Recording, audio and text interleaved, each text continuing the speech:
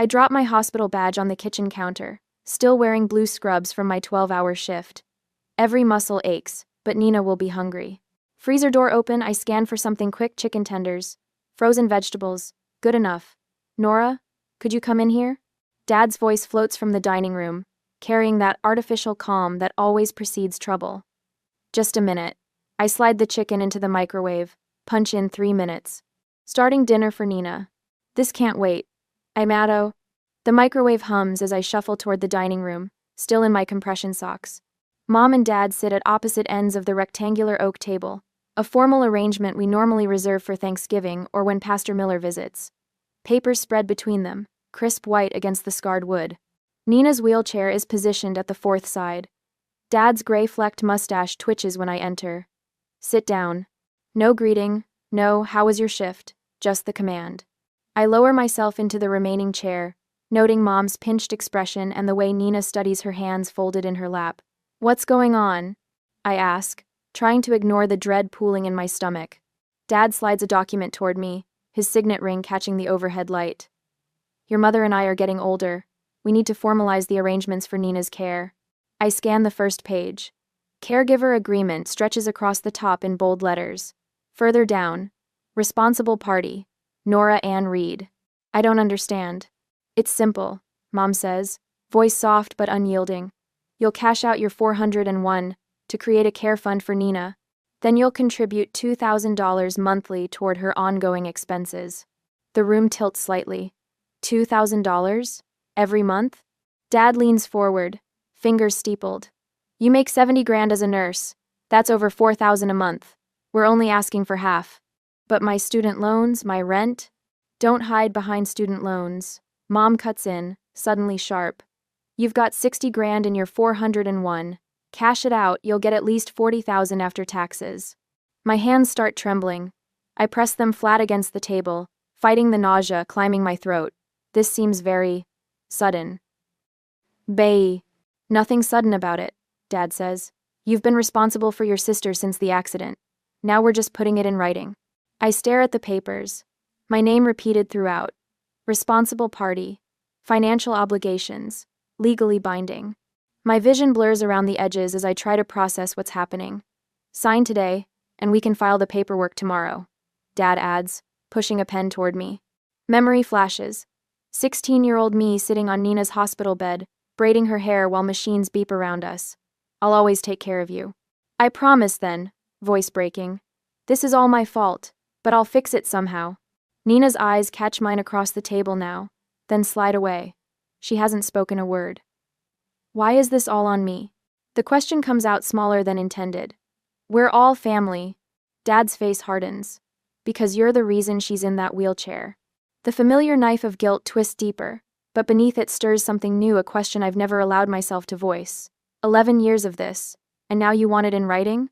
"The arrangement has always been clear," Mom says, smoothing invisible wrinkles from the tablecloth. "You chose to feed stray cats instead of walking Nina to the bus stop. Your irresponsibility cost her everything." Each word lands with practiced precision. I've heard this story thousands of times. 14-year-old Nina missed her bus because I wasn't there to walk her. She tried to catch it at the next stop, crossed the street without looking, and a delivery truck couldn't stop in time. My fault. Always my fault. I need time to think about this. My voice steadies unexpectedly. Dad's eyebrows shoot up. "There's nothing to think about. You owe this to your sister." "Just a day or two," I insist. "Sign now," Mom says, "or we'll tell everyone at the hospital how you're abandoning your responsibility. Your supervisor at Denver Memorial, your church friends, everyone will know." The threat hangs between us. They know exactly how I've built my life around what happened, how the hospital staff respects my dedication to my paralyzed sister, how the church community admires my sacrifice. "You wouldn't do that. Try us." Dad's voice drops dangerously low. "Pastor Miller thinks you're practically a saint. Imagine his disappointment." Nina still says nothing, her wheelchair positioned perfectly to form a barrier between me and my parents. I reach for the pen, fingers trembling, hold it above the signature line. My entire future condensed to a single stroke of ink. Then I place the pen down gently. "I'll talk to you tomorrow." Dad starts to speak, but I'm already standing, legs unsteady beneath me. In my bedroom, I lock the door and sink to the floor, back against the wall. My hands shake too violently to text. I scroll through my contacts, finding a name I haven't called in years. The phone rings 3 times before she answers. Nora? Evelyn sounds surprised. It's been forever. Are you okay? The concern in her voice breaks something loose inside me. Tears flow freely now as I struggle to explain. They want everything I have. My retirement, my paycheck. I don't know what to do. Slow down, Evelyn says, lawyer mode activating. Start at the beginning. Tell me exactly what happened. Between sobs, I explain the ambush, the papers, the threats. Evelyn listens without interruption, then asks the question that stops my breath. Nora, have you ever seen the actual police report from Nina's accident? No, I whisper, memories rearranging themselves like puzzle pieces. They handled everything. I was 16, devastated. They told me what happened. Silence stretches between us before I voice the thought forming in the darkest corner of my mind. What if it wasn't my fault after all? Oh. The coffee shop buzzes with quiet conversation, a sanctuary far from my parents' reach. 3 days since their ambush, and my hands still tremble holding the ceramic mug. Steam curls upward, disappearing like the life I thought I knew. Evelyn slides into the booth across from me, briefcase thudding against the wooden table. Gone is the college friend with wild curls and infectious laughter.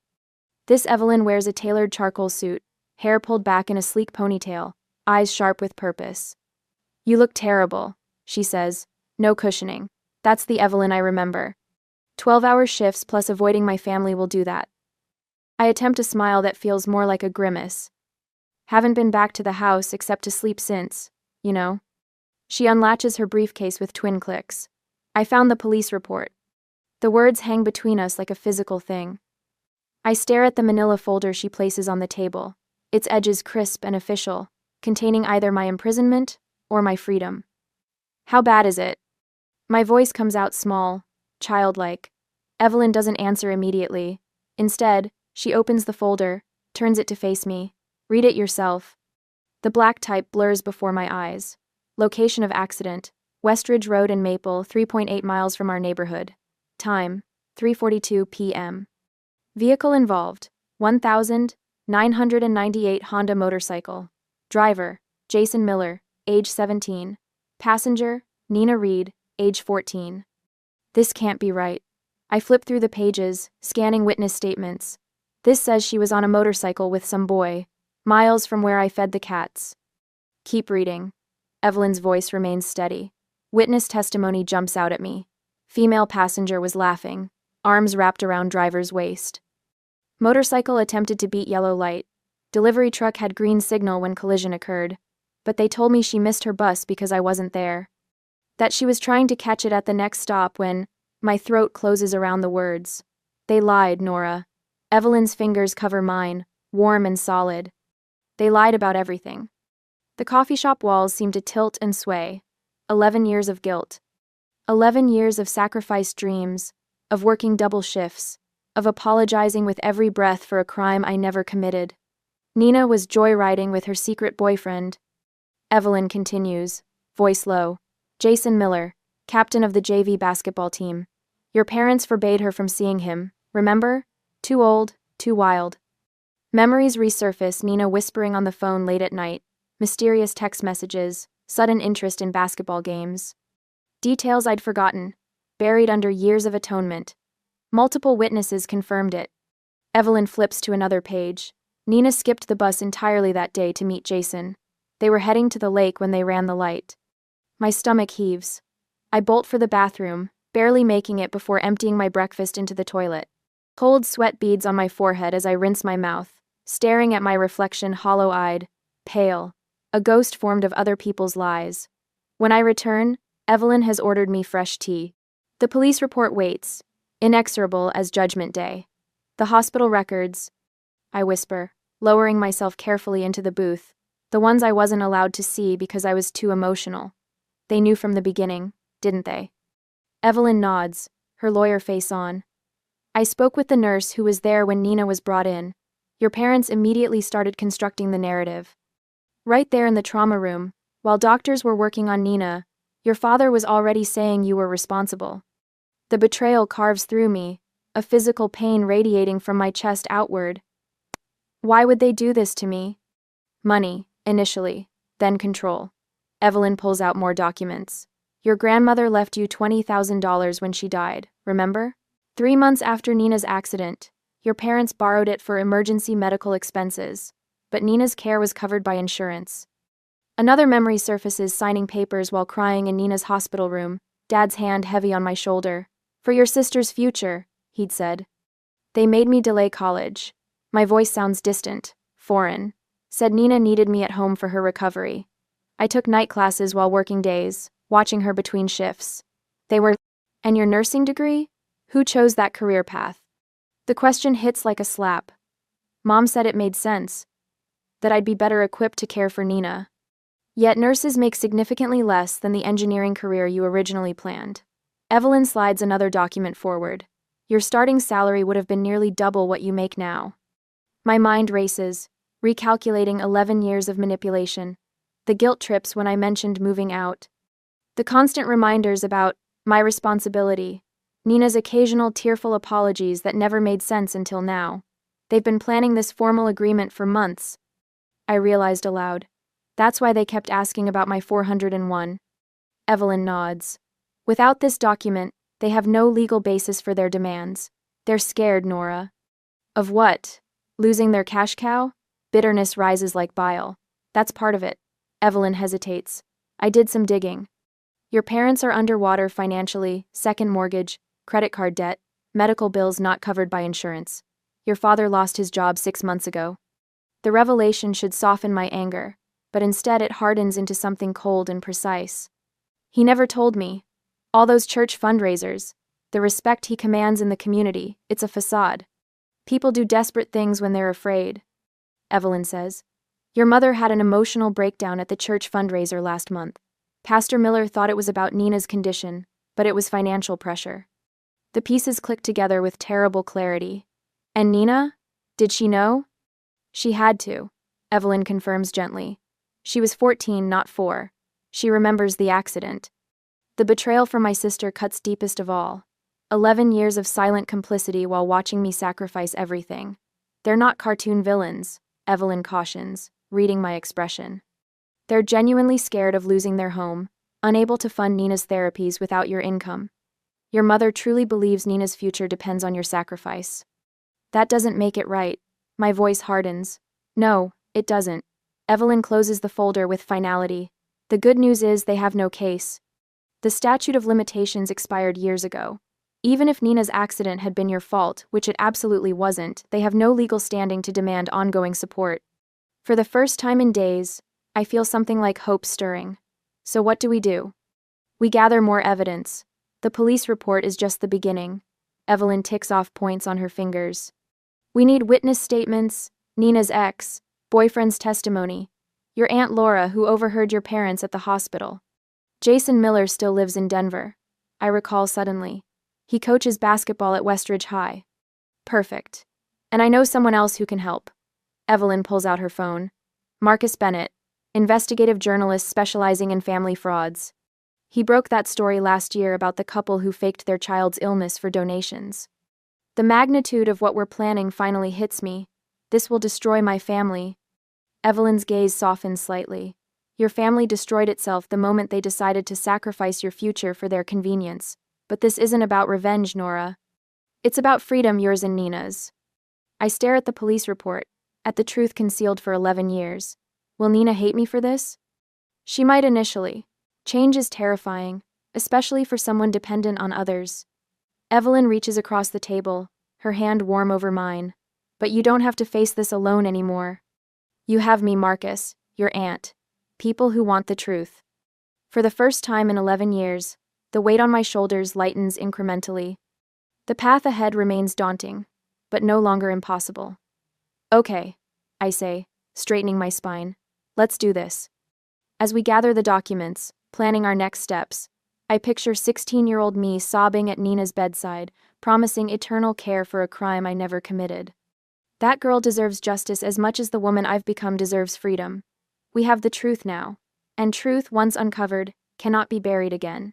That same day, I located Jason Morgan's profile on social media, my finger hovering over the message button. His life appears perfectly ordinary wedding photos, with a brunette in a lace dress, 2 small children with his square jaw, a suburban home with white columns. Nothing suggests he carries the same burden I do. Are you sure about this? Evelyn asks, peering over my shoulder at the laptop screen. No, but what choice do I have? I click the button and type a simple message. Were you with Nina the day of her accident? My phone buzzes within minutes, a local number I don't recognize. Nora? It's Jason. I got your message. His voice sounds deeper than I remember, but with the same slight hesitancy. I've been waiting 11 years for this call. My heart hammers against my ribs. What do you mean? I've carried this guilt for years. His words rush out, unstoppable. Nina begged me not to tell anyone she was on my motorcycle. She wasn't wearing a helmet, said it would mess up her hair for the party that weekend. The world tilts beneath me. I grip the edge of the table to steady myself. Your parents showed up at the hospital while you were getting coffee. They told me if I ever mentioned the motorcycle, they'd press charges for endangering a minor. His voice cracks. I was 17, scared out of my mind. When they started telling everyone about the bus stop and the stray cats, I just went along with it. Why are you telling me now? My voice sounds strange to my own ears, because it's eating me alive. And my wife saw your message. She's been telling me for years I need to come clean. He pauses. Nina knows I'm calling you. We've stayed in touch. My sister knew. All this time, she knew. Will you sign a statement about what really happened? I ask. Already typing it up? I'll have it notarized tomorrow. After I hang up, Evelyn squeezes my shoulder. One more piece of evidence. Now let's call your Aunt Laura. Aunt Laura's testimony comes easily, too easily, as though she's been waiting for permission to unburden herself. I was bringing flowers to Nina's room when I overheard your parents in the hallway. She explains, her voice wavering. Your mother said, don't let anyone know she was with that boy. We'll say Nora was supposed to walk her to the bus. And your father answered, Nora's always been responsible. She'll accept it was her fault. Laura's voice breaks. I should have said something then. I'm so sorry, Nora. By Sunday afternoon, I have everything I need. I time my arrival for when Nina is at physical therapy with her weekend caregiver. The living room seems smaller somehow as I stand before my parents, police report clutched in my hand. Dad looks up from his newspaper, eyes narrowing at my expression. What's going on? I know the truth about the accident, I say, my voice steadier than I expected. It happened miles from the bus stop, on Jason's motorcycle. The color drains from Dad's face. His hands clench the armrests of his recliner, knuckles white. Mom recovers first. We were protecting Nina from scandal. You were old enough to handle the responsibility. She says it like it's reasonable, like destroying one daughter to protect another makes perfect sense. You made me believe I destroyed my sister's life. My voice doesn't rise, but something in it makes them both flinch. For 11 years, I've carried that guilt. Dad leans forward, desperate. It doesn't change your obligation to your sister. I never abandoned Nina, and I never will. The words come from someplace new inside me, a place that's been buried under years of manufactured guilt. But I'm not signing those papers. Not tomorrow, not ever. I turn and walk out, back straight, head high. The front door closes behind me with a quiet click that feels more final than any slam. Evelyn waits in her car at the curb, engine running. Her eyes widen when she sees me. You look 10 pounds lighter. The tears come then, sudden and overwhelming, not tears of pain but of release, as though my body is shedding years of accumulated poison. It worked. I manage between sobs. They admitted everything. This is just the beginning, Evelyn says, pulling away from the curb. We're going to set things right. My phone buzzes with a text from Aunt Laura. My guest room is ready whenever you need it. I should have spoken up years ago. Then Marcus calls with news. I've been looking into your parents' finances. There's evidence they've been using your contributions for their mortgage, not just Nina's care. This is exactly the kind of family fraud case that needs exposure. As we drive away from the house where I've been imprisoned by guilt for more than a decade, I watch it shrink in the side mirror. For the first time, I allow myself to wonder, do I push forward now, or give them time to come clean on their own? The answer forms clearly in my mind.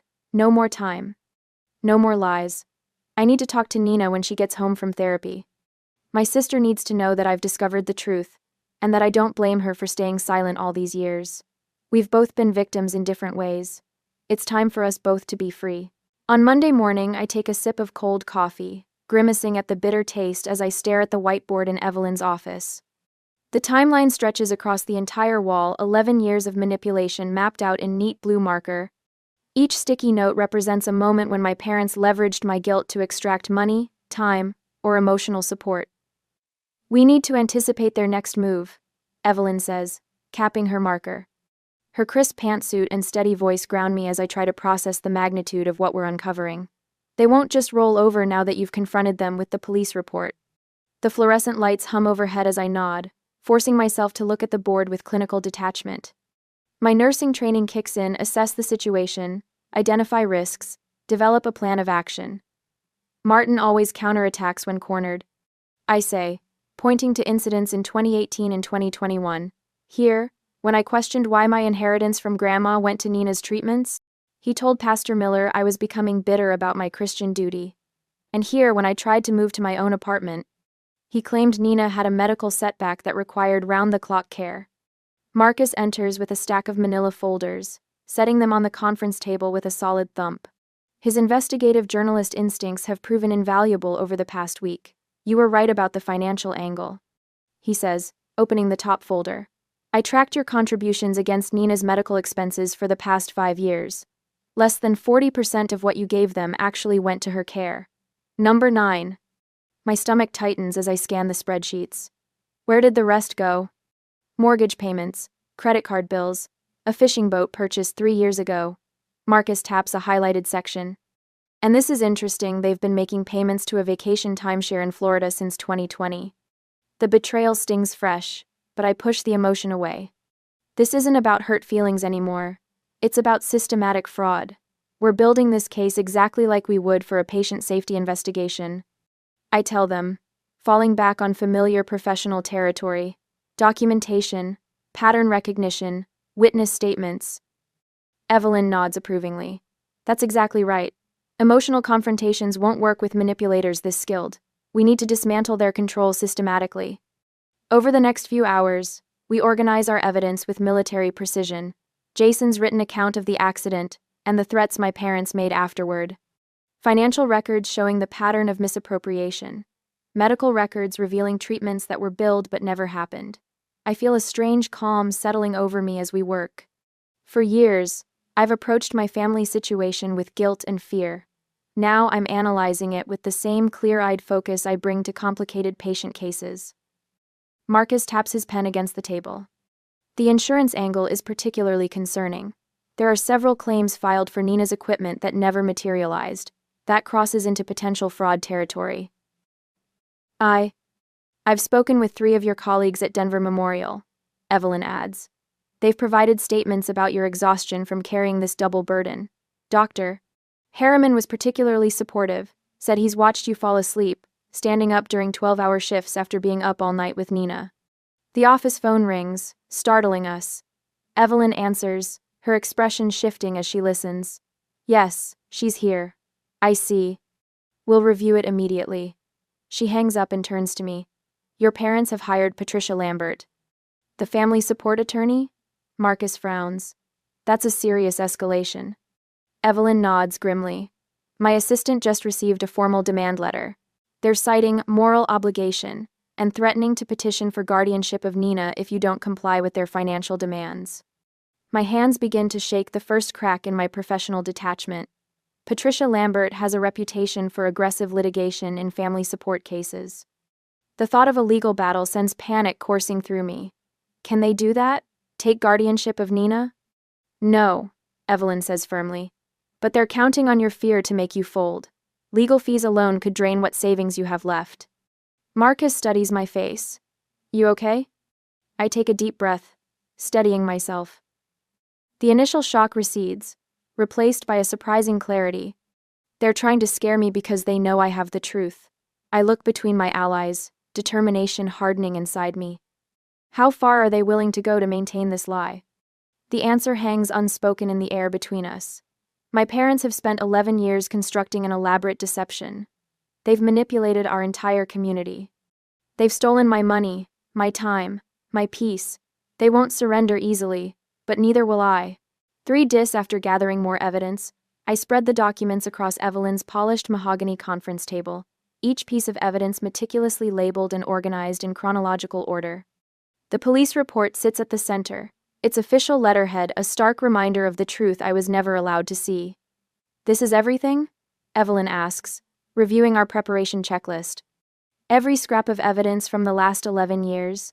I adjust my reading glasses, still unaccustomed to their weight after years of neglecting my vision for more pressing concerns.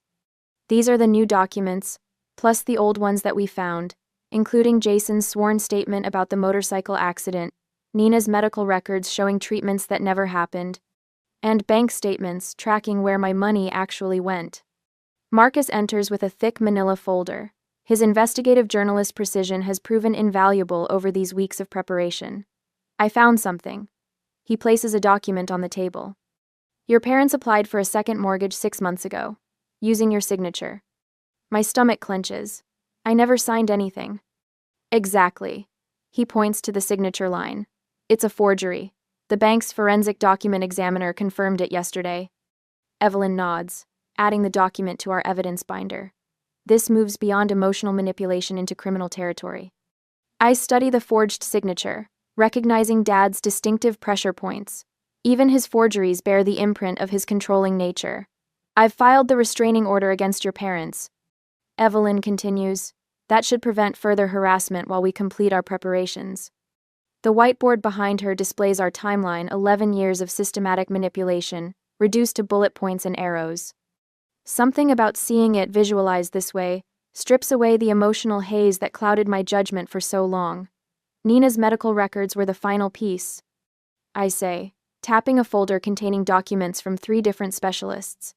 Half the treatments they claimed my money paid for never happened. The physical therapy center has no record of the intensive sessions they described at church fundraisers. Marcus whistles softly. "This isn't just a family squabble anymore. It's financial fraud." "We're not just exposing a lie," I say, my voice steadier than I expected. "We're dismantling a decade of fraud." "For my another way." My phone vibrates against the table. Hospital administration. I hesitate before answering. Nora Reed speaking. "Miss Reed, this is Melissa from HR. Your immediate presence is requested regarding serious allegations about your professional conduct." Ice spreads through my chest.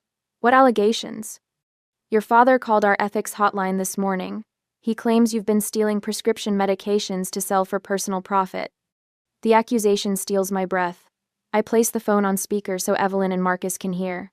"I'll be there in 30 minutes. I manage, ending the call. "They're escalating," Evelyn says, already gathering documents. "They discovered our investigation and they're striking at your most vulnerable point." My career. The floor seems to tilt beneath me. Everything I've worked for. Marcus shakes his head.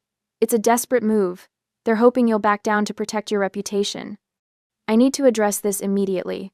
I stand, gathering my credentials and professional portfolio. The hospital has cameras in all medication areas. The accusation will fall apart under scrutiny. "I'll come with you," Evelyn offers, "as your attorney." 2 hours later, I sit across from my supervisor, Janet, while hospital security reviews medication access logs. The tension in my shoulders eases as Janet studies the documentation. "These allegations have no merit," she concludes, closing the file. "Your dispensing record is impeccable, Nora. I'm sorry you're going through this family situation." In the parking lot afterward, Evelyn squeezes my hand. "You handled that perfectly. Professional, composed, nothing like the panicked reaction your parents expected." "Should I confront them now?" I ask, watching the afternoon sun glint off hospital windows. "Or wait until our case is airtight?" Back at Evelyn's office the following morning, we convene for our final strategy session. The evidence binders stand ready, each document tagged and indexed. Marcus has assembled a multimedia presentation displaying the timeline of manipulation. "I've contacted everyone who witnessed their manipulation over the years," Marcus reports. "Former neighbors, church members, even Nina's doctors who received conflicting stories about her care." The financial evidence alone is enough to shut them down completely, Evelyn adds. The forged mortgage application gives us significant leverage. I study the assembled materials, the culmination of weeks of methodical work. The transformation feels almost physical, the constant weight of guilt replaced by clarity of purpose. We're ready, I say, my voice steady. It's time to end this. On Wednesday next week, doorbell chimes, pulling me from my thoughts as I smooth the wrinkles from my navy slacks. My phone buzzes with a text from Evelyn. We're in position. Stay calm. These past weeks have felt like training for battle, gathering evidence, building legal arguments, documenting years of manipulation. Now, standing in my childhood living room, watching relatives file in with solemn expressions, I realize no amount of preparation could prepare me for this. Mom gestures everyone toward the dining room, transformed into what can only be described as a tribunal. Extra chairs circle our oak table, each position set with a water glass and notepad like some twisted board meeting. Dad stands at the head, shoulders squared in his Sunday suit. Thank you all for coming on such short notice. He begins, voice carrying the practiced sincerity that once fooled me too. This is difficult, but family matters require family solutions. I scan the faces Uncle Robert and Aunt Patricia, Mom's sister Grace, two elders from church, Pastor Miller with his Bible placed precisely before him, and a silver-haired man in an expensive suit who must be their attorney. Nina sits in her usual spot, eyes fixed on her folded hands. Dad continues while Mom distributes stapled packets. For those who don't know, Nora has been responsible for Nina's care since the accident 11 years ago. Recently, she's decided to abandon that responsibility. The accusation lands like a physical blow, exactly as intended. Shocked murmurs ripple through the room. That's not what's happening, I interject, but Dad raises his hand. Please, let me finish. His voice drops, thick with manufactured emotion. We've covered Nina's expenses as best we could, but Martin's health issues have made working full-time impossible. First lie, he was fired for poor performance. Mom takes over seamlessly, opening a binder of medical bills.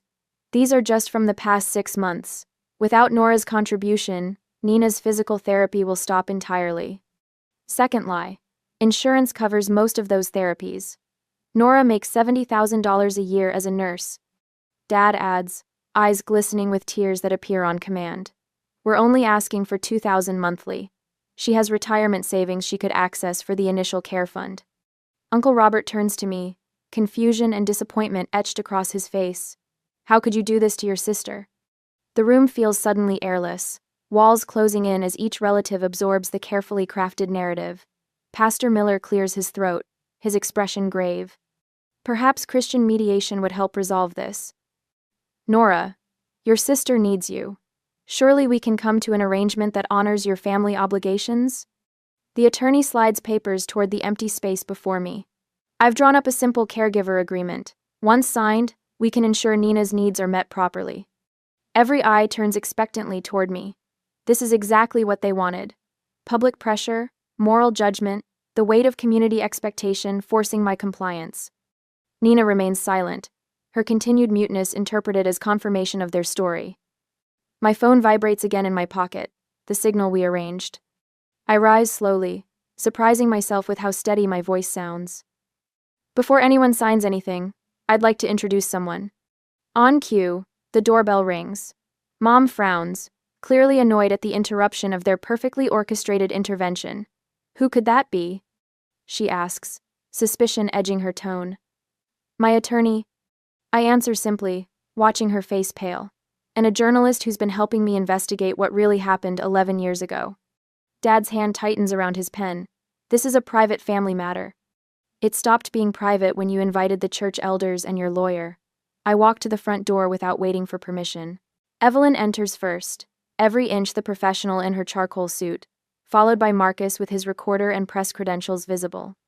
Behind them, Aunt Laura steps in, Mom's youngest sister, who worked at the hospital when Nina was admitted. What is she doing here? Mom demands, rising from her seat. Supporting the truth, Aunt Laura replies, moving to stand beside me. Pastor Miller looks bewildered as Evelyn introduces herself. I'm Evelyn Carter, representing Nora Reed. I understand you've been discussing a caregiving agreement under false pretenses. This is absurd, Dad sputters, his practiced composure cracking. Nina has been paralyzed for 11 years because Nora failed to walk her to the bus. Everyone here knows the story. That's the story you told, I correct him, feeling strangely calm now that the moment has arrived. But it's not what happened, is it, Dad? Marcus sets up his recorder at the table's edge.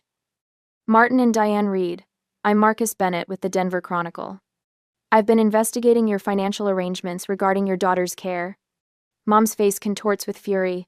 How dare you bring strangers into our home to attack us? After everything we've done for Nina. After everything you've done? The words escape me as a harsh laugh. You've spent 11 years making me believe I destroyed my sister's life. You took my college fund, my inheritance from Grandma, and half my paycheck every month while telling me it was my responsibility. The room falls silent, relatives exchanging uncomfortable glances. Pastor Miller leans forward, uncertainty replacing his earlier confidence. Nora, these are serious accusations. Yes, they are. I turn to face the assembled family. Before anyone signs anything, there's something you all need to see.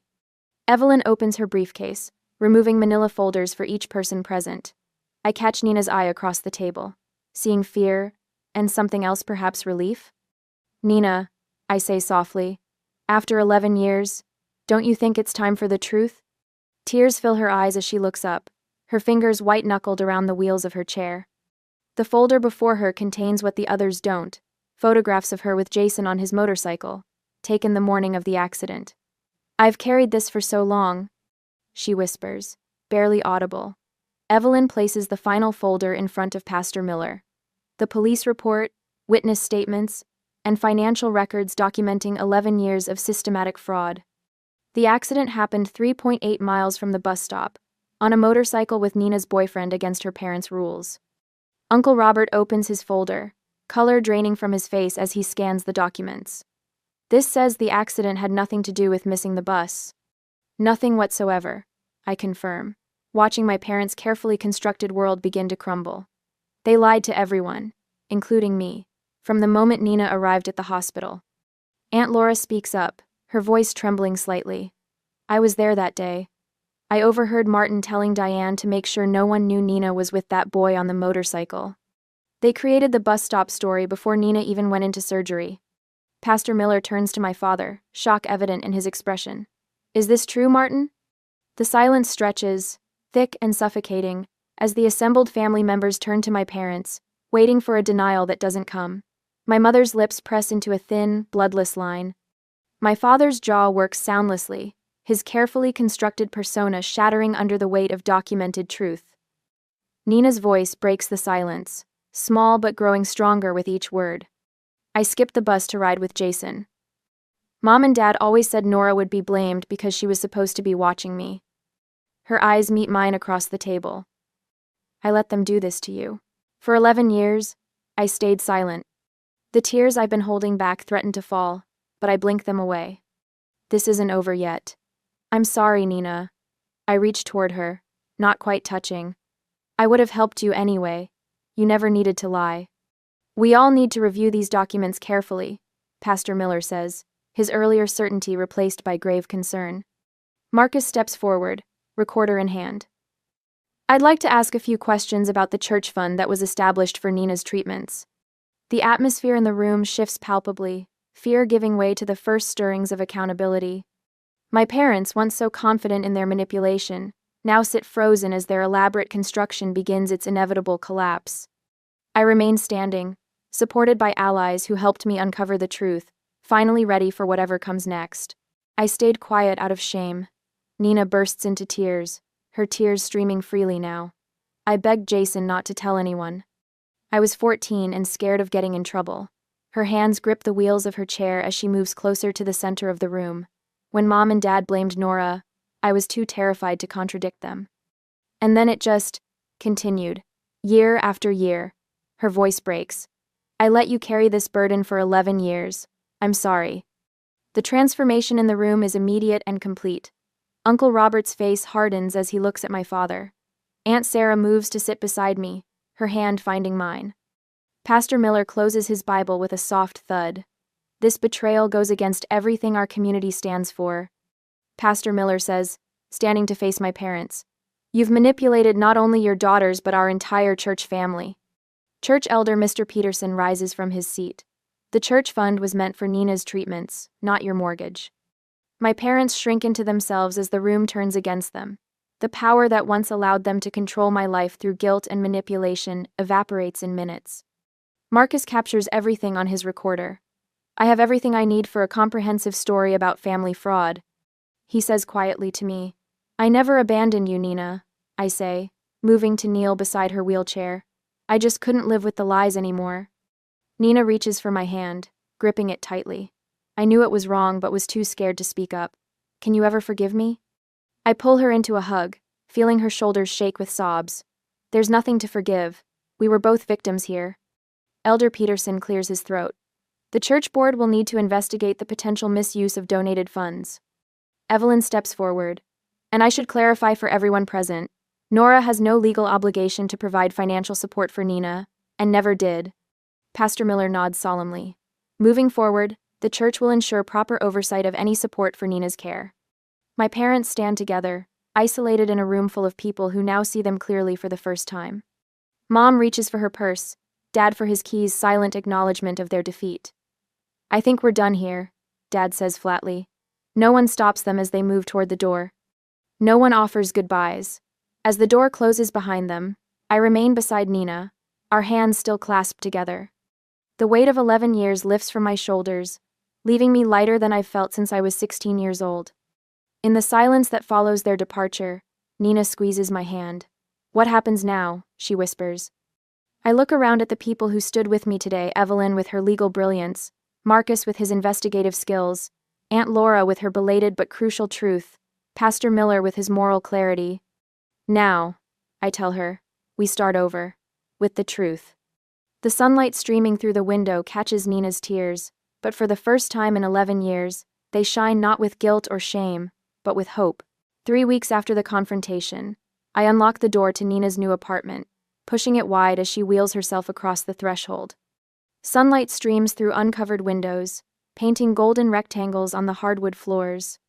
The space is modest but completely accessible, lowered countertops, roll-under sink, wide doorways, and a bathroom large enough for her wheelchair to turn around comfortably. Is this really mine? Nina's voice carries a wonder I haven't heard since we were teenagers. All yours. I set down the box I'm carrying. The insurance settlement covered the first year's rent plus the accessibility modifications. No more asking permission to adjust your living space. Nina wheels herself through the apartment, running her hand along the countertops. Her shoulders have straightened in recent days, the perpetual curve of apology gradually disappearing. Dad called me again last night, she says, stopping at the window overlooking a small community garden. He sounds desperate. They should be worried. I unpack dishes into low cabinets. Pastor Miller told me the church board started an investigation into the misused funds. And that's not counting the insurance fraud charges. Nina nods, a complicated mixture of emotions crossing her face. 11 years of lies unraveling in 2 weeks. My phone buzzes with a text from Evelyn. Financial guardianship papers approved. All Nina's benefits will be properly managed now. I show Nina the message. No more intercepted checks or diverted funds. She smiles, then wheels to the couch where I join her. Have you been sleeping? The question catches me off guard. Actually, yes. For the first time in forever.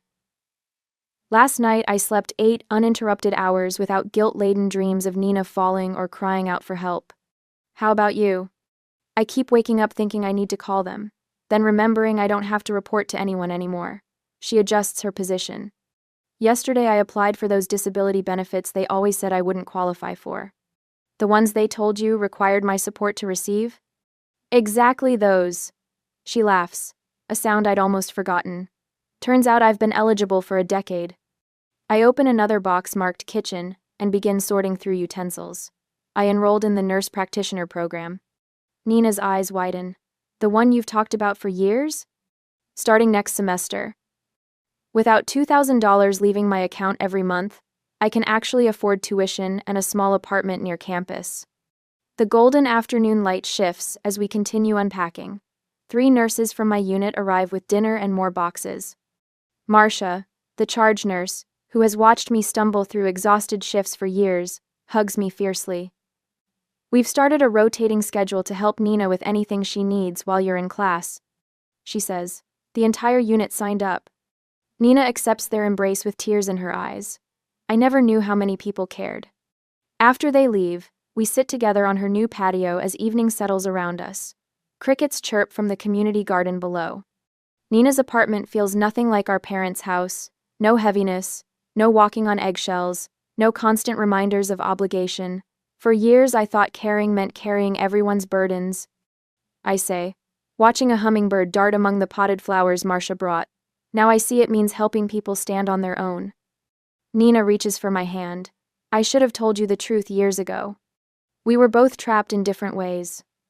6 months later, I stand before the whiteboard in Denver Memorial's Trauma Center, leading orientation for new nurses. My scrubs are the same blue, but everything else has changed. My small apartment near campus is filled with plants and books. My student loans are on a manageable repayment plan. Most importantly, the weight crushing my chest for 11 years has lifted. Remember, I tell the wide-eyed nurses, your first responsibility is to advocate for your patients. Sometimes that means standing up to family members who claim to know what's best. And, after my shift, I drive to Nina's apartment for our weekly dinner. She's mastered cooking from her wheelchair, and the smell of lasagna greets me at the door. How's the online program going? I ask, setting my bag down. 3 A's so far. Pride colors her voice. The disability advocacy course is my favorite. I'm helping 2 families navigate the system our parents exploited. We eat at her accessible table, discussing future plans rather than past mistakes. When she mentions our parents' latest attempt at reconciliation, I don't feel the usual twist of anxiety. I told them the same thing I always do. I say, I'll consider a relationship when they take full responsibility and make amends to the people they hurt. Nina nods. They're still talking about family obligation and forgiveness without acknowledging what they did. Their choice. I take another bite of lasagna. I don't need anyone's permission to create my own life anymore. On the 1-year anniversary of the confrontation, Nina and I drive to the city park where I used to feed stray cats as a teenager. The autumn leaves crunch under her wheelchair as I push her along the path to the small clearing where the feeding station once stood. Remember when I couldn't even look at cats without feeling guilty? I ask, helping her navigate a bumpy section of trail. Nina laughs. And now we're building a support network for families dealing with spinal cord injuries. The Reed Sisters Foundation launched last month with funding from a settlement with our parents' insurance company. We've already helped 3 families navigate medical systems without financial exploitation, providing grants for accessibility modifications and legal support to protect vulnerable patients. Later that evening, we attend Nina's physical therapy milestone celebration. She demonstrates her improved upper body strength by transferring from wheelchair to treatment table without assistance, earning applause from the gathered therapists and fellow patients. When asked to say a few words, Nina wheels to the center of the room.